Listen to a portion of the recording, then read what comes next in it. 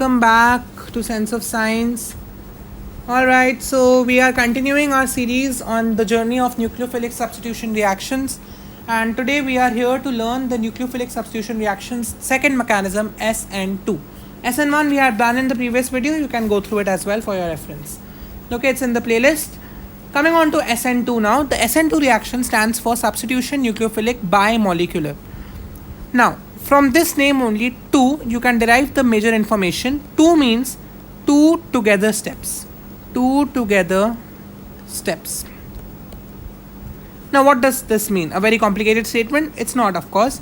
2 together steps means you already know that in a nucleophilic substitution reaction, the first step is always breaking of the carbon halide bond, and second step is bond formation between the nucleophile and the carbocation. Okay. In SN1, these two steps were happening in different places and different steps they were. But in SN2, these two steps happen simultaneously. What do I mean by that? This means that both the breaking of the bond of the carbon and halogen, this bond, and making of the bond of carbocation and your nucleophile, this bond, will happen simultaneously. Alright. So let us understand this. What happens is, once a nucleophile approaches a carbon, so suppose I have a chloromethane here and it is attracted by a hydroxide ion, that is the nucleophile here. What happens is, firstly, at the same place, at one place, the bond between the chloride and the carbon starts to break, and at the same place only, the bond between the hydroxide and the carbon starts to form. Alright, so in the same phase.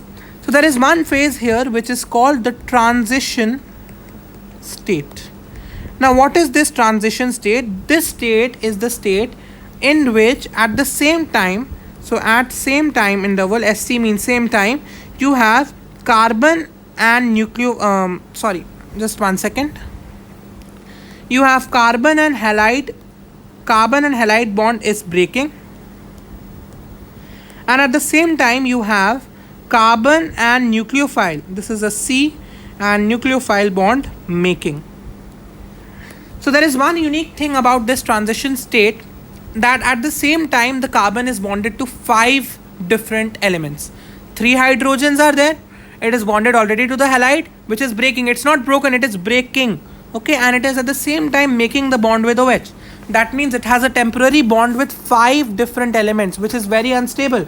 You already know that carbon does not have d orbitals. Carbon does not have d orbitals. So its maximum covalency or for bond formation ability is only 4. It can form 4 bonds maximum at the time. So if it is forming 5 bonds, it is actually very, very unstable, and such transition states thus cannot be isolated. Okay, it is very unstable. Okay, and hence cannot be isolated properly. Is that fine? Alright. So what happens is, then what happens, slowly the bond between the carbon and the chloride breaks, and slowly the bond between the hydroxide and the carbon is made, and we get the final product as methanol. The hydroxide and carbon bond is formed and the chloride ion is separated. Okay, so both the steps, the making of the bond between the nucleophile and the carbon and breaking of bond between the halide and the carbon, are happening simultaneously to form a transition state, which is very unstable because carbon is bonded to 5 atoms despite its covalency of 4 due to absence of d orbitals.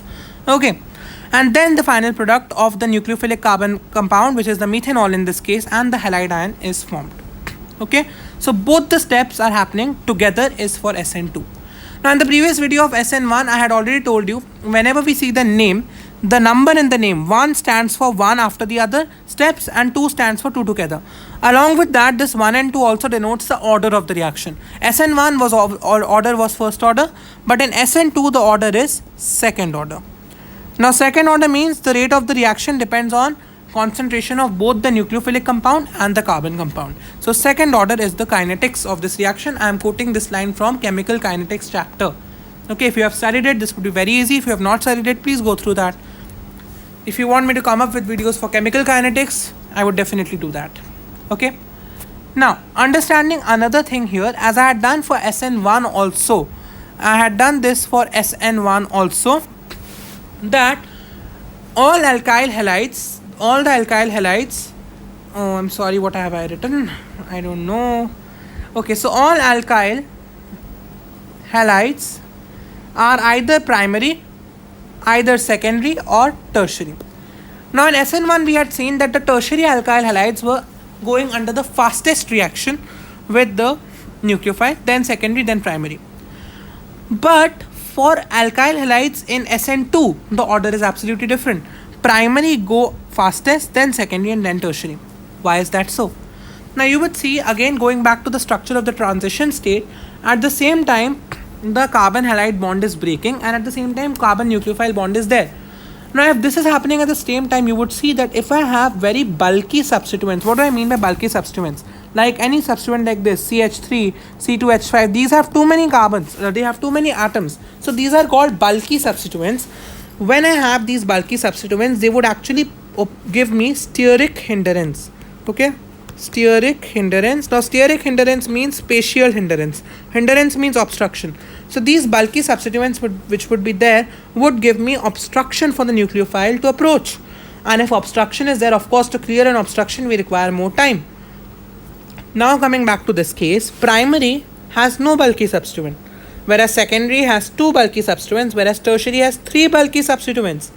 Okay, so if bulky substituents are more, the steric hindrance or the spatial traffic, you would say, provided would be much more, and hence the rate of reaction is slow. So hence the primary is showing the SN2 fastest, then I have secondary, and then I have tertiary. Okay, why? Because nucleophile is approaching and the halide is going at the same time, so there is very less space for all this to happen. Space is confined. So if I have more bulky and large substituents, they would occupy more space and they would further hinder the reaction. You can see how less space it is having in the secondary and tertiary. So one with less bulky substituents, which would give more space for the nucleophile to approach, would happen faster. You can just observe it as a case in your road. You have road and you have a pipe blocked in between. Of course, clearing the obstruction would take time and you would be stuck in the jam, isn't it? So just take the example and you understand primary, then secondary, and then tertiary. So just see how these bulky substituents are actually hindering the space for the nucleophile to approach.